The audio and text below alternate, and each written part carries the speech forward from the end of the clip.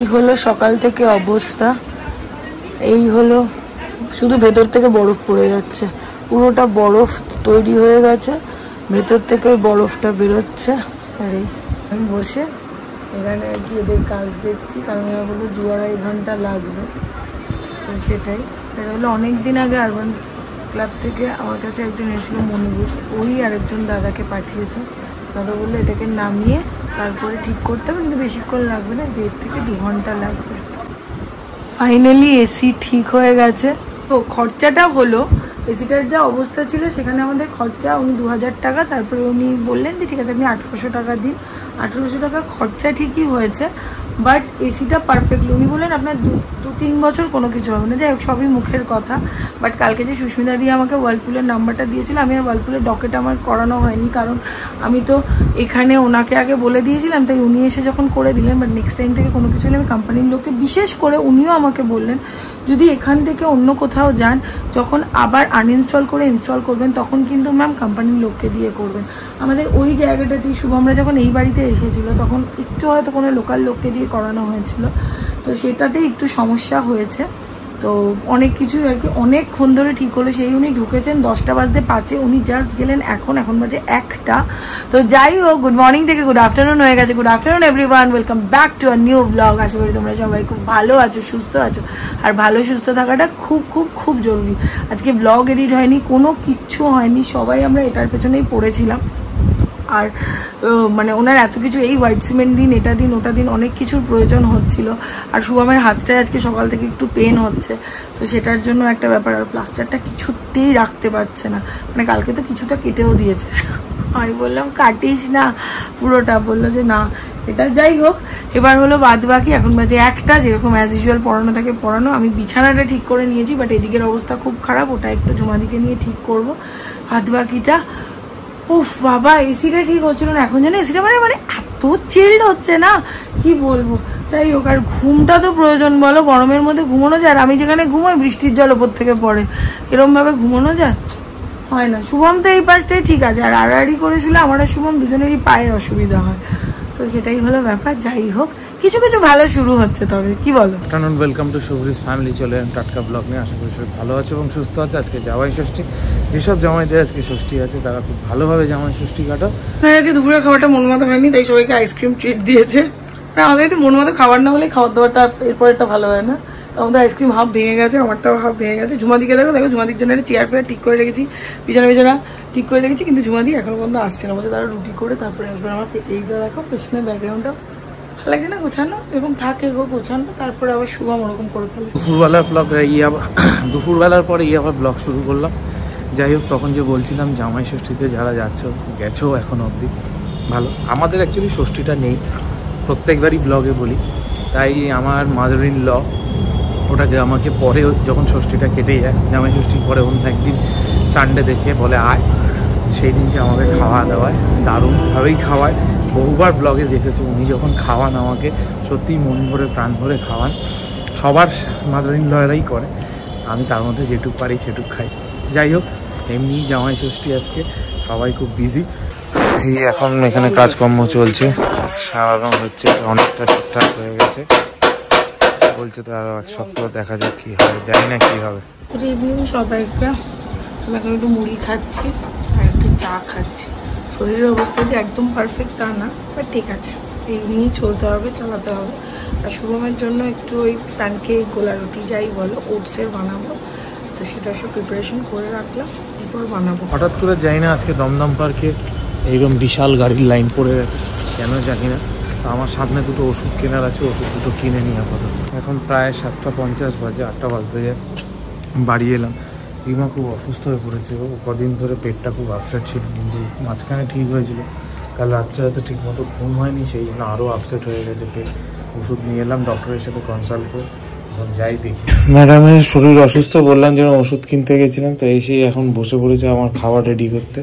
যাই হোক, আমি তোকে ষষ্ঠীর দিন প্যাম্পার করছি, তো শাশুড়ি তো করলো না, ওটা আমাদের ষষ্ঠী নেই, সেটা আমি ব্রিফ করে দিয়েছি অলরেডি। ব্রিফ করার কিছু নেই, লাস্ট 3 ইয়ার্স ধরে বরিশাল গো বরিশাল। যাইতে শাল আইতে শাল, তার নাম বরিশাল। বাবা আমি সব থেকে বেশি দেখি বরিশালের লোকেরা বিশাল করবো, আমি অন্যদের ছোট করছি না, আমি যদিও ঢাকা বিক্রমপুর, সবাই বলে বরিশালের লোকেদের নাকি যাইতে শাল আইতে শাল, বাট আমি এদেরকে দেখি এরা প্রচুর খাটতে পারে। আমার কাকা শ্বশুর বলো, আমার শ্বশুর মশাই বলো, কি শুভম তো ছেড়ে। ভাই এইসব কি এটা নিয়ে এসছে, আমি বলছি যে এটা কি ব্লক করা যাবে, ও বলছে কেন আমি কি তোকে বীজ দেবো কিনা, আর এ বলছে জাহের কা পাত্তা।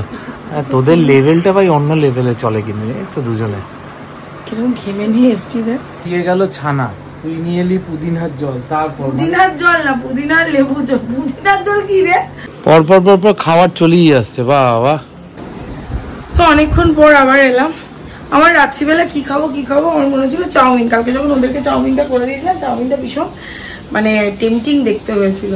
তো বললাম সোনাইকে, প্রথম বললাম সোনাই তো ভদ্রতার সাথে যেরকম না করে, না গো আমার তো রুটি হয়ে গেছে, আমি কি করে চাউমিন খাবো না। তারপরে যেই দেখলো এত বলে, তারপরে সোনাই প্রুভ করলো সোনাই অভদ্র না। তারপরে যে দেখলো এতগুলো ভেজিটেবলস দিয়ে, এইভাবে না আমি কোভিডের খুব চাউমিন বানাতাম, আর ওদের ওটা খেতে খুব ভালো লাগতো। যাই হোক, ওটাই এখন বানাবো। আমার খুব ভালো লাগে সব ধরনের ভেজিটেবলস, আলু পেঁয়াজ, বা আমার শুধু পেঁয়াজ দিয়ে খেতেও খুব ভালো লাগে। আলু জিনিসটা আমি ঠিক চাউমিনে মেনে নিতে পারি না। যাই হোক, বাঙালি আলু দিয়ে চাউমিন খাবে, এটা খুব স্বাভাবিক ব্যাপার।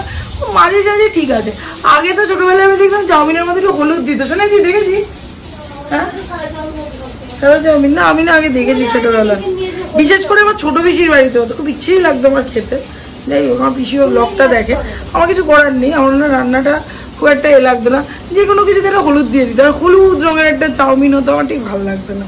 সত্যি কথা, খারাপ লাগবে না আমার পিসি, কারণ আমার পিসি আবার সাদা চাউমিন বানাতে শিখে গেছে। সেই কালারফুল চাউমিন, এটা হলুদ না দেখতে, এটা ক্যামেরাতে হলুদ আসছে, এটা একটু লাল লাল দেখতে হচ্ছে কারণ একটু সস দিয়েছি। এখন হলুদ চাউমিন নিয়ে বললাম, তাই জন্য বলে দিলাম বাবা এগুলো জাস্ট মজা। এরকম আমি কি এরকম যে আমি কাউকে একটা উদ্দেশ্য করে বলছি, উদ্দেশ্য করে না, সবাই যে যেটা খাও, যার যেটা টেস্ট ভালো লাগে তার সেটাই, তাই না?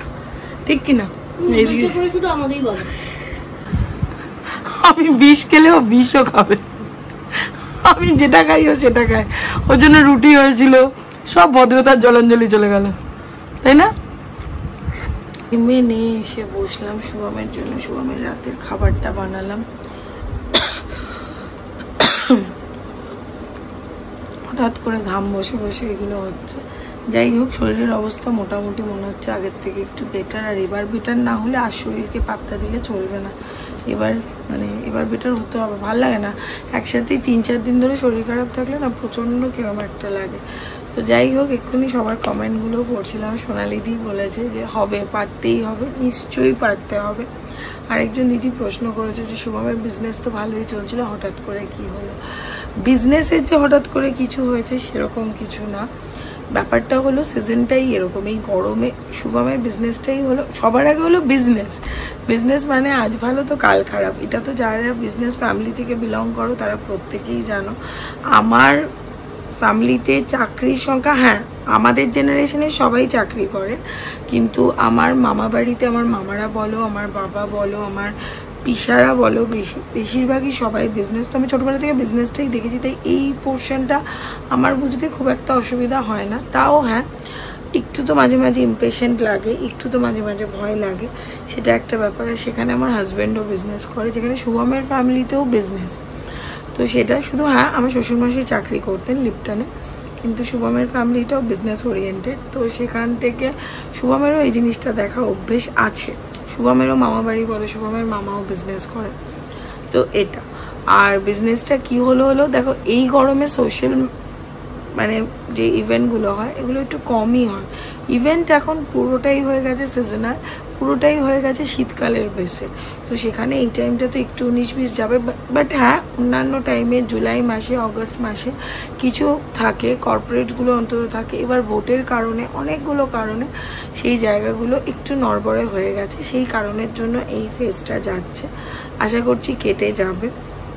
আর এখন সব থেকে বড় সমস্যা হলো গাড়ি নিয়ে, কারণ শুভমকে প্রতিদিনই হাতটার কারণে, কারণ অন্য কিছু হলে শুভম নর্মাল উবেরেও চলে যেতে পারতো বা কিছু, কিন্তু শুভম হলো ইভেন্টে যেই গাড়িগুলো নেয় তার থেকেই পার্সোনালি নিচ্ছে, কারণ সেখানে সেই সঙ্গে যেই দাদা চালাবেন তারা প্রত্যেকেই শুভমকে চেনে, এবং শুভমেরই যে উঠতে নামতে বা ব্যাগটা ধরতে অসুবিধা হচ্ছে সেখানে সেই দাদারা হেল্প করতে পারবে। এটা হলো মানে এখনকার ফেজ চলছে। আর তোমরা যে সবাই কমেন্টে এতটা করে ভালোবাসা দাও, এতটা সাপোর্ট করো, তার জন্য থ্যাংক ইউ সো মাচ। এভাবেই পাশে থেকো।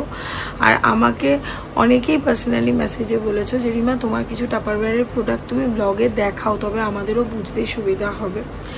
দেখো এখন যেহেতু আমি অতটা বেশি ইনভেস্ট করতে পারছি না বিজনেসটার মধ্যে, জন্য আমি অত প্রোডাক্ট দেখাতে পারছি না। বাট হ্যাঁ, নেক্সট মান্থ থেকে আমি একটু করে ইনভেস্ট করব, এর জন্য আমি অনেক প্রোডাক্টই দেখাতে পারবো। তোমাদের ইচ্ছে করলে তোমরা আমার থেকে পারচেসও করতে পারো। আর তোমাদের কারো যদি টাপারওয়্যারের প্রোডাক্ট লাগে, আমি বারবার বলছি তোমরা আমার সাথে কন্ট্যাক্ট করতে পারো। ডেলিভারি যেখানেই হোক পৌঁছে দেওয়ার দায়িত্ব আমার, তো সেখান থেকে কোনো রকম কোনো ব্যাপার হবে না। যতটা নমিনাল চার্জেস ডেলিভারি চার্জেস হয় ততটাই আমি নিই, এর থেকে বেশি বা একটু ওভার প্রাইস করে ওরকম কোনো কিছুই হয় না। এই যা। আর এখন একটুখানি মানে রেস্ট নেব, কারণ আজকে আমি দুপুরবেলাও একটুখানি অসুস্থই হয়ে গেছিলাম, তারপরে পড়ানো টড়ানো সব কিছু ছিল, এখন একটুখানি রেস্ট নেব।